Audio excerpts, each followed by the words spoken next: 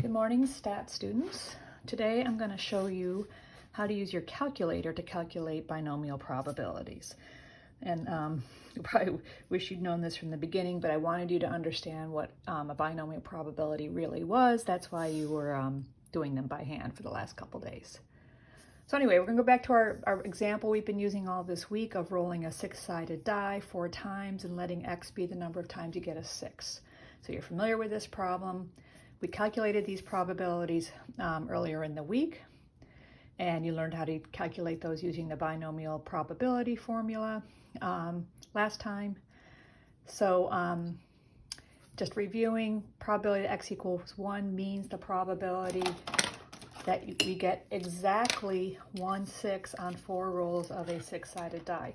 We keep using this word exactly, and the reason we're doing that is we're not finding the probability that at least 1/6 comes up. We are finding the probability that we get exactly 1/6, which is 1 success and 3 failures in our 4 tries. A lot of times you want to calculate a probability of at least 1 or some more than just an exact value, and that's what we're going to go over today. So sometimes you might want to calculate the probability, I'll do this in a different color, of 6 rolls of a 6 being rolled that was 2 or less. So that's not saying exactly 2. We're saying we want to get 2 or less 6s. That's different, and in symbols, what that probability means, the way you would write it is the probability that our variable x is less than or equal to 2. And we have an equal sign because it's 2 or less. So you guys know this from other stuff we've done with probability. These are independent or mutually exclusive events, so we can add up their individual probabilities. They're right here, and the probability that you get a 2 or less 6s is 0.9838. That's not too surprising, because the probability of getting 3 or 4 6s, which is here and here, is not that high, because the underlying probability of success is only 1 in 6 for each 6 you could get. So that's what using this data you would do. I'm going to show you today how to do this calculation on a calculator, because these individual ones take some work to come up with, and if you have something with even more trials like 10, 20, 30, you just can't calculate all these individual probabilities by hand to come up with these inequality ones. So you do go to your calculator for that type of situation. So what the rest of this is going to lay out is the general rules for using your calculator to calculate binomial probabilities. So it's very important we have a binomial setting, and you can use this function on your calculator. If you do, you would have excuse me, any binomial setting, you're always going to want to know the number of trials or repetitions. I should have put parentheses here. Repetitions or trials would mean the same thing, of some chance process, where each trial has the same underlying probability, P of success. Just want to make sure everyone understands that. The P represents the probability of success on an individual trial. So anyway,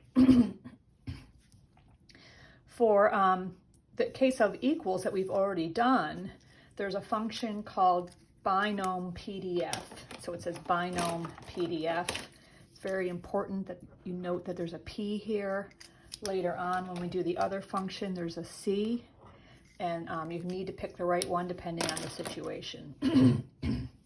So binom PDF is for the equal case, when you want to get exactly a certain number of successes. So the place to find it is there's above the vars key, there's a thing called distr, D-I-S-T-R. If you go to second function vars, you'll get into the DISTR menu. Scroll down till you find this function. So to do this particular any probability where x equals some k, remember represents the number of outcomes you're interested in that are successful. You would put in this function, binom PDF, and it will ask you for these 3 parameters, n, p, and k, which those are all 3 parameters. You guys know what they mean. So for our problem above, if I wanted to find the probability of x equals 3, we already know it's going to be 0.0124.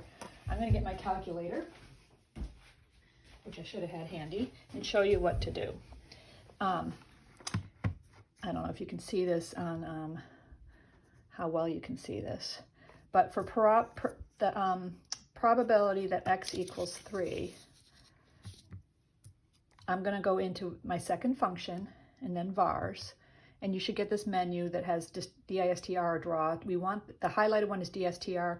It's pretty far down here on my calculator. I'm not going to say it's always going to be at this B slot or A slot, because different calculators, depending on the age of your calculator, might have it differently. But see how there's two? You want to make sure you pick the PDF for the equal case. So we're going to enter and choose that. And then we're going to put in our 4 parameters. Trials is n. So we're going to put in 4 for that. We're going to repeat this 4 times, rolling our die. The underlying probability of success is the little p we've been talking about. Put it in exactly. It's 1 divided by 6, not in a decimal approximation of that. And then the number x value, this is the k. This is the number of successes we're interested in. So this last value you're plugging in is k. This number is k here. So we're going to put in 3. And say paste. When you say paste, it's going to paste it into the function expecting those 3 parameters to come in, and then hit enter again, and we get 0.0154, which is what you got when you calculated this out by hand. So the calculator is doing what you guys learned how to do by hand. Now the new case is these inequalities. For all of these, you can x could be less than or equal to some number k of successes. S could be strictly less than, greater than or equal to, or strictly greater than k. Those are all similar, and they're all going to use the CDF function to do it. Get this out of the way. Again, you're going to find it in the distribution area under vars. The distribution area, by the way, is a lot of different distributions that come up in statistics and other places, but we're specifically looking at the binom stands for binomial, and that's why we're using these. So find it in the same place, but instead we're going to use the CDF, not the PDF. What the CDF, this is really important, this line right here. What the CDF function is doing, it will always give you this probability. This function gives you the probability that some variable x, a binomial variable x, is less than or equal to some number of k successes. It will never give you the greater than. This is sort of like the normal distribution tables. Sometimes when you're looking for to the right of the value in the normal, you have to subtract it from what the table gives you. Or you do 1 minus that using complements. We're going to do the same thing here. So these 4 rules are really important, and they're getting at what this sentence is saying. If you want the probability that some variable x is less than or equal to k, you put it in straight up like this, n, p, and k.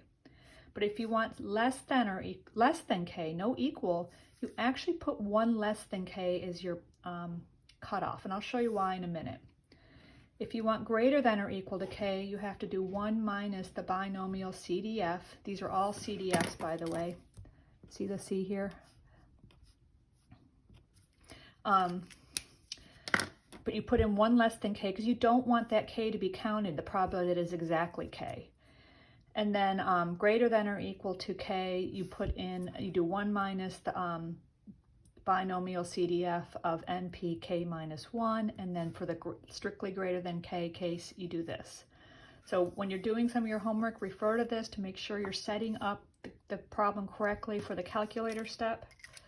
I'm going to show you a couple examples on the next page, and then you're going to try some on your own.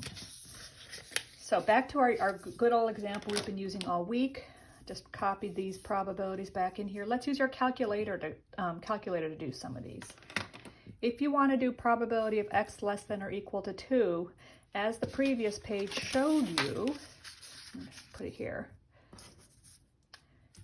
you do binom CDF because it's an inequality of our 4 trials, 1/6 probability of success. 2 is our cutoff, and since there's an equal sign here, we can use 2. And what we're interested in here is this probability, the outcomes that this represents are 0. I'm going to put this up here. outcomes.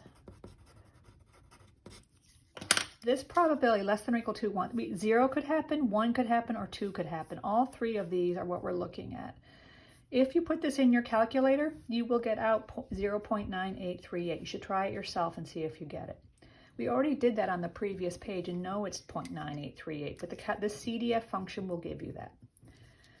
Now let's do this next one. This one is strictly less than 2. If you think about it, the outcomes that are less than 2 for x, which means no 6s on your rolls or 1 6, is only 0 and 1. You're interested in from this outcome over 1 and 0. And remember, this function will always give you, at the value you put in for k, and all the probabilities that the number of successes is less than your k and equal to your k. So we have to lower our k by 1. Our highest outcome that fits this description is 1, and this will return everything from 1 and down. So it's going to be the sum of these two probabilities, and this is it. But I got this number off my calculator, but you can see it's the sum of the probabilities we know. Now this next one, greater than or equal to 2, the outcomes that represents are 2, 3, and 4. Those are all greater than or equal to 2. That's getting 6 2 or more times. So you could get 2 6s, 3 6s, or 4 6s. This CDF is not going to give you a greater than probability. It's going to give you the if I put in 2 here, it's going to give me the probability that I got a 2, a 1, or a 0. But that's not what I want. I want to subtract out the probability, these two probabilities from 1, and it's going to give me the probability of the other. So you do 1 minus the CDF. Again, I can't emphasize, make sure you use CDF of 4, 1, 6, and 1. That's going to give you the probability. It's going to actually give you this probability, but that's the probability that these three things happen. These two, 0 and 1, and then you say, well, I want the probability of everything else, which is 2, 3, 4. So these are complements of each other, and this is how you use the thing correctly, the calculator. The final case here, greater than 2, the outcomes that this goes with are 3 and 4, and